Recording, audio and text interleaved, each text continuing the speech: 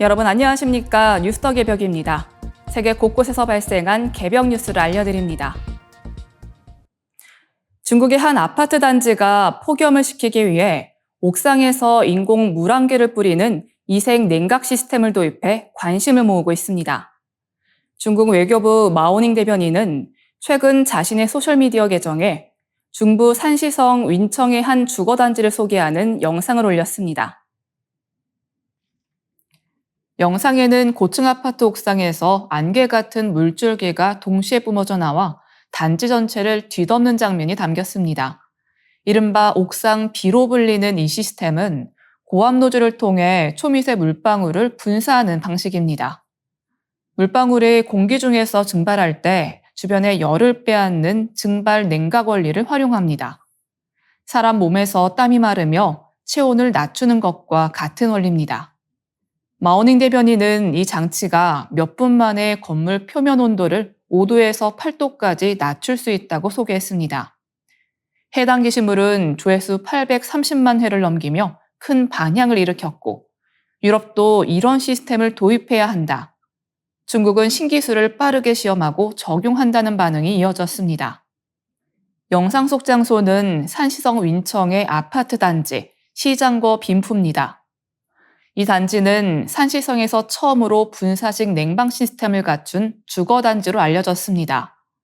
1단계 구역에 주거동 12개 동 전체에 장비가 설치됐고 총 사업비는 1,650만 위안, 우리 돈 약 37억 원에 달합니다.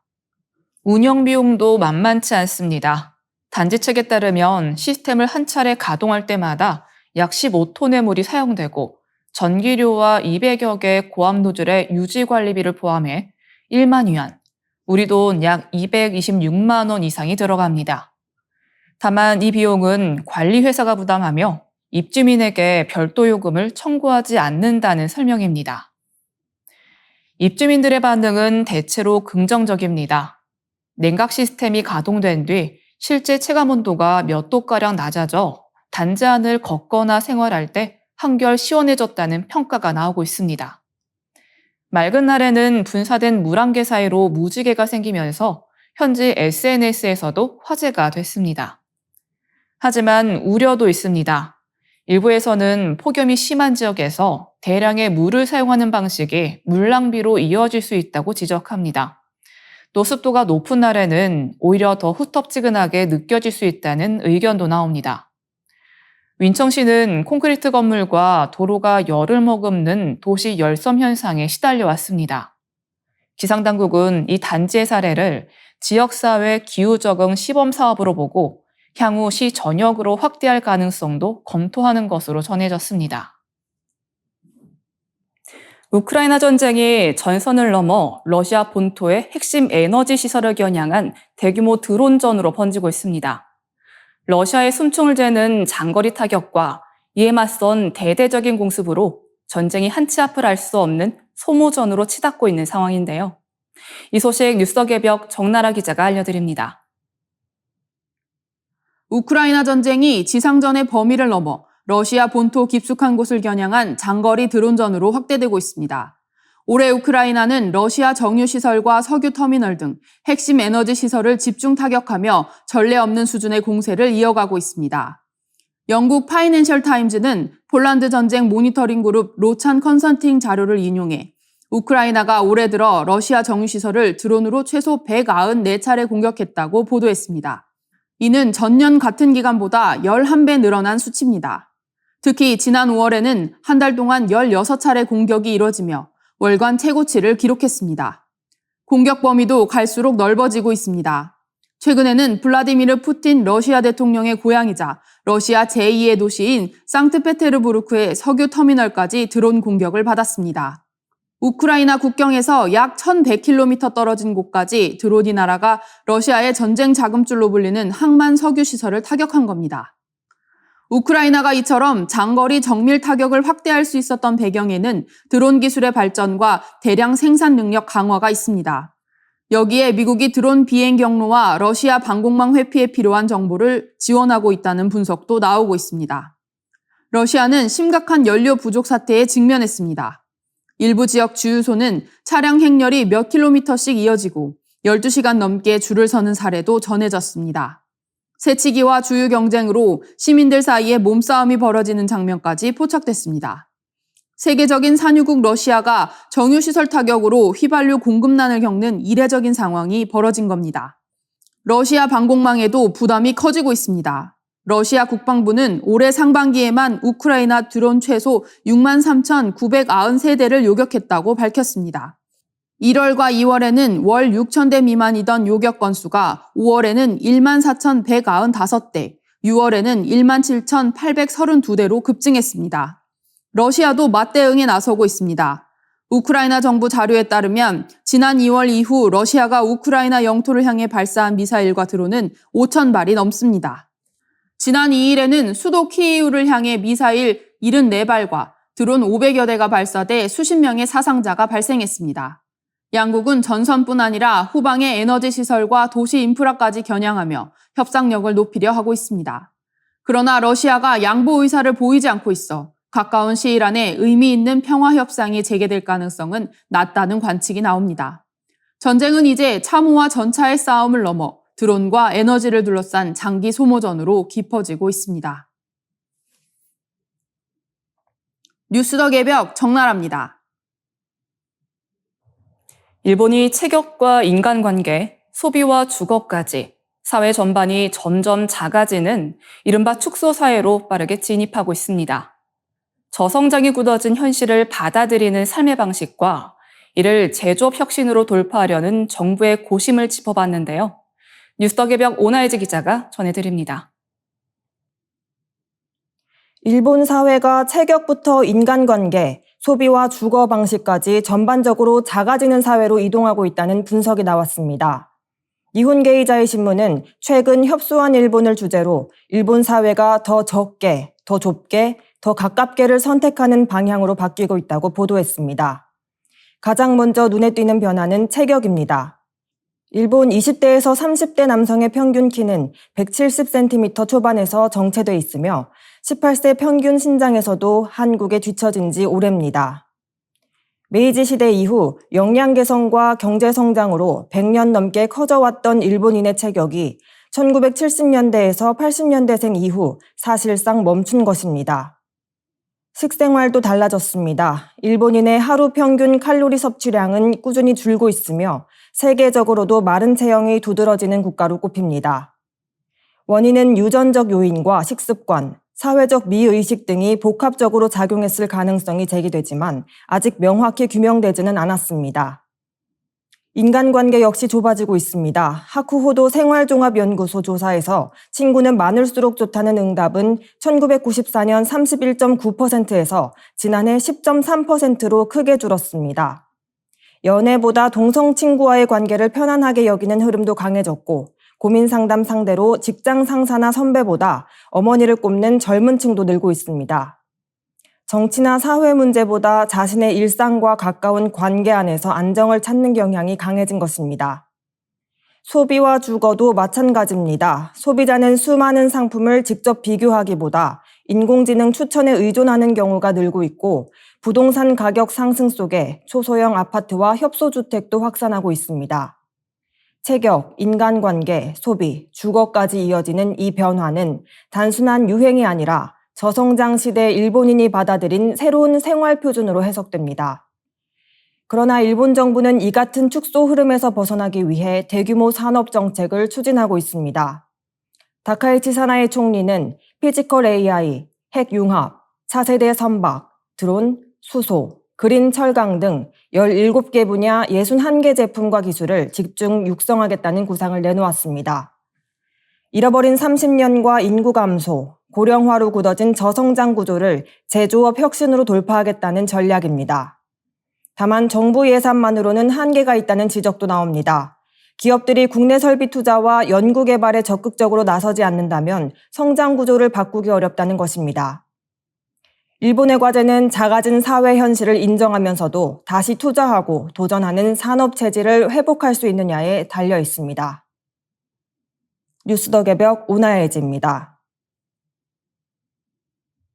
미국 민주당 내부에서 젊은 민주사회주의 계열 후보들이 현역 거물 정치인들을 잇따라 꺾으며 돌풍을 일으키고 있습니다. 극심한 불평등과 생활고에 지친 청년 표심이 기성 정치를 흔들면서 미국 정계의 거센 노선 경쟁이 휘몰아치고 있는 상황인데요. 자세한 소식 뉴스더개벽 김천군 기자가 전해드립니다. 자본주의의 심장부인 미국 정치권에서 민주사회주의자들의 약진이 뚜렷해지고 있습니다. 뉴욕과 시애틀, 워싱턴 DC에 이어 콜로라도주에서도 민주사회주의 진영 후보가 기성 정치인을 꺾으며 미국 민주당 내부의 노선 경쟁이 한층 격화되고 있습니다. 가장 최근 주목받은 곳은 콜로라도주 제1선거구입니다. 에티오피아계 이민자 출신의 29세 변호사 멜라 키로스가 민주당 예비 경선에서 15선 현역인 다이애나 티켓 하원 의원을 꺾었습니다. 키로스는 버니 샌더스 상원 의원과 민주사회주의자 협회, 진보 정치 단체들의 지지를 받으며 젊은 좌파 돌풍의 상징으로 떠올랐습니다. 민주사회주의는 2016년 샌더스 의원의 대선 캠페인을 계기로 미국 대중정치의 전면에 등장했습니다. 이들은 민주주의 체제 안에서 경제적 불평등 완화, 보편적 의료보험, 부유층 증세, 노동자 권리 강화, 기후 대응 확대를 요구합니다. 기존 민주당보다 더 강한 복지국가와 경제 개입을 주장하는 흐름입니다. 이미 뉴욕에서는 조란 맘다니 시장, 시애틀에서는 케이트 윌슨 시장이 민주사회주의 계열 정치인으로 주목받고 있습니다.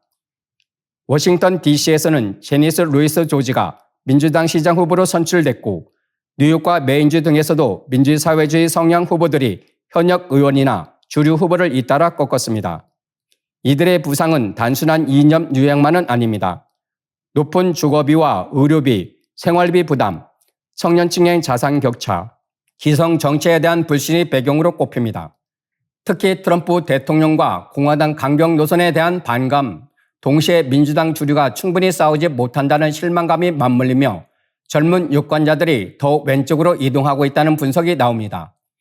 자본주의에 대한 미국인의 신뢰가 흔들리는 흐름도 확인됩니다. 갤럽 조사에서 미국인의 자본주의 호감도는 2021년 60%에서 지난해 54%로 낮아졌습니다. 반면 젊은 층에서는 사회주의에 대한 거부감이 과거 냉전 세대보다 훨씬 약합니다. 공화당은 이를 강하게 공격하고 있습니다.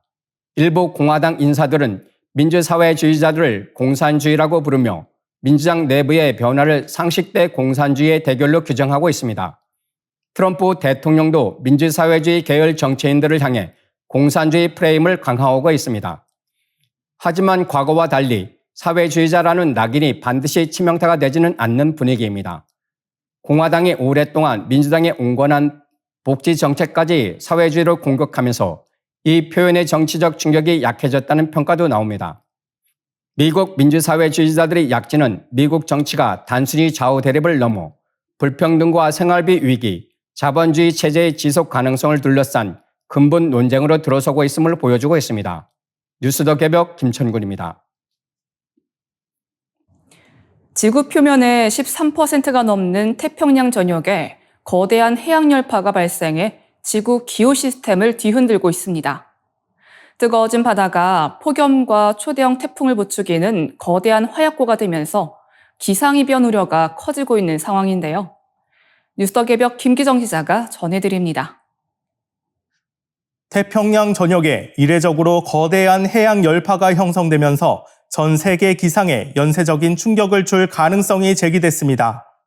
미국 워싱턴 포스트는 7월 5일 이번 해양 열파가 지구 표면의 13.5%를 뒤덮고 있으며 필리핀에서 페루까지 이어지고 북쪽으로는 하와이와 캘리포니아 해안까지 확장돼 있다고 보도했습니다. 남반구의 페루에서는 겨울철임에도 사람들이 해변으로 몰려드는 이상 현상까지 나타나고 있습니다. 해양 열파는 바닷물 온도가 평년 같은 시기보다 비정상적으로 높은 상태가 며칠에서 몇 달 동안 이어지는 현상입니다. 이번 태평양 해양 열파는 북태평양에서 발생한 고온 해역과 적도 부근에서 발달 중인 슈퍼 엘니뇨 관련 고온 해역이 합쳐지면서 거대한 규모로 커진 것으로 분석됩니다. 전문가들은 이 현상이 2주 안에 중대한 기상 변화를 일으킬 수 있다고 보고 있습니다. 첫 번째는 서태평양에서 발달하는 태풍입니다. 두 번째는 미국 서부의 폭염입니다. 7월 중순 미국 서부에 강력한 열돔이 형성될 가능성이 있으며 이 경우 뜨거운 공기가 지면에 갇히면서 폭염과 산불 위험이 커질 수 있습니다. 특히 최근 산불 피해가 컸던 뉴멕시코와 애리조나보다 더 북쪽 지역까지 위험권에 들어갈 수 있다는 전망도 나옵니다. 더 큰 문제는 가을과 겨울입니다. 매우 따뜻해진 태평양 해수가 대기로 열과 수증기를 공급하면서 아열대 제트기류가 강화될 수 있습니다. 이 경우 캘리포니아를 비롯해 미국 남부와 동부에서도 폭우와 뇌우 가능성이 높아집니다. 캘리포니아 해안에서는 따뜻한 해수와 겨울 폭풍의 바람이 겹칠 경우 해수면이 0.6m에서 0.9m 이상 상승할 수 있다는 경고도 나왔습니다. 유럽 인근, 특히 지중해에서도 6월 폭염 이후 해양 열파가 형성됐습니다. 이례적으로 뜨거운 바다는 7월 중순까지 이어질 극심한 더위를 더욱 부추길 가능성이 있습니다. 현재 전 세계 바다의 37% 이상이 해양 열파에 덮여 있습니다. 1980년대 말 약 9% 수준이던 해양 열파 면적 비율은 최근 30% 이상으로 커졌고 약 40년 만에 3배 이상 확대됐습니다. 바다가 품은 열이 대기와 폭풍, 폭염, 폭우를 움직이는 거대한 에너지원이 되면서 지구기후 시스템 전체가 더 불안정한 국면으로 들어서고 있습니다. 뉴스 더 개벽 김기정입니다. 전 세계 농장동물 수가 곧 1,000억 마리에 달할 것이라는 분석이 나왔습니다. 급증한 가축이 내뿜는 온실가스와 사료 재배를 위한 산림 파괴가 지구 환경을 파국으로 몰고 간다는 경고음이 울리고 있는 상황인데요. 관련 내용을 뉴스 개벽 유준호 기자가 짚어봤습니다. 세계 축산업의 환경 부담이 지난 20년 동안 더 커진 것으로 나타났습니다. 국제시민단체 연합 공장식 축산 금융 중단은 2026년 6월 발표된 가축의 길어지는 그림자 보고서를 공개하고 2006년 유엔 식량농업기구가 발표한 보고서 가축의 긴 그림자 이후 축산업의 변화를 추적했습니다. 당시 유엔 보고서는 축산업이 기후변화와 산림 파괴, 물 부족, 생물 다양성 감소에 미치는 영향을 종합적으로 지적한 연구였습니다. 이번 분석에 따르면 전 세계에서 사육되는 포유류와 가금류 농장동물 수는 2006년 618억 마리에서 2023년 949억 마리로 늘었습니다. 20년도 채 되지 않아 331억 마리, 비율로는 53% 증가한 것입니다. 이 추세가 이어지면 농장 동물 수는 곧 1,000억 마리에 이를 것으로 전망됩니다. 증가세를 이끈 것은 닭이었습니다. 닭은 2006년 483억 마리에서 2023년 762억 마리로 279억 마리 가까이 늘었습니다. 산란개와 오리, 돼지, 염소도 함께 증가했습니다. 보고서는 육류와 유제품 소비 확대, 동물성 식품을 더 많이 생산하고 소비하게 만드는 시장 구조가 이런 변화를 부추겼다고 분석했습니다. 사육동물이 늘면서 온실가스 배출도 증가했습니다. 축산업 관련 온실가스 배출량은 20년 전 연간 71억 톤에서 현재 98억 톤 수준으로 늘어난 것으로 추산됐습니다. 일부 생산 과정에서는 효율이 개선됐지만 사육 규모가 너무 커지면서 전체 환경 부담은 오히려 확대됐다는 설명입니다. 토지와 물 사용 문제도 심각합니다. 사료작물 재배를 위한 경작지는 471만 제곱킬로미터에서 600만 제곱킬로미터로 27% 늘었습니다. 방목지와 사료 재배지를 모두 합치면 동물성 식품 생산에 쓰이는 땅은 전 세계 농경지의 80%를 차지합니다. 사료작물 생산에 쓰이는 관계용수도 연간 108에서 116 세제곱킬로미터에서 약 250 세제곱킬로미터로 2배 이상 증가했습니다. 이 같은 공장식 축산 확대는 생태계 훼손으로 이어지고 있습니다. 숲이 방목지와 사료밭으로 바뀌면서 야생동물의 서식지가 사라지고 단일 작물 재배와 농약, 비료 사용은 조류와 곤충 생태계를 교란하고 있습니다. 여기에 가축 분뇨 속 질소와 인이 강과 바다로 흘러들면서 해양 생태계도 영향을 받고 있습니다.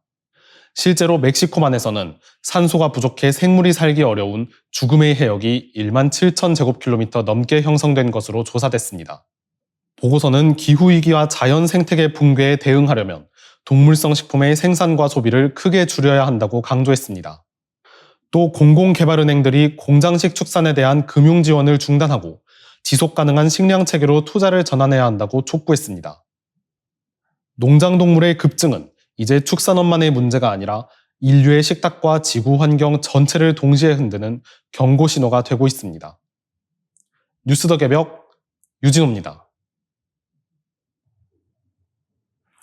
미국의 250번째 독립기념일이었던 지난 4일, 수도 워싱턴 DC 한복판에 백인 우월주의 단체가 대규모 행진을 벌였습니다.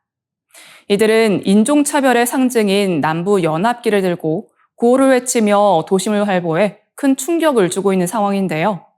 뉴스더 개벽 김태혜 기자가 전해드립니다. 미국의 250번째 독립기념일이었던 지난 7월 4일 수도 워싱턴 DC 한복판에 백인 우월주의 단체가 대규모로 등장했습니다. 남색 상의와 카키색 바지, 복면 마스크와 모자를 맞춰 쓴 남성 수백 명은 지하철역과 도심거리를 따라 이동했습니다.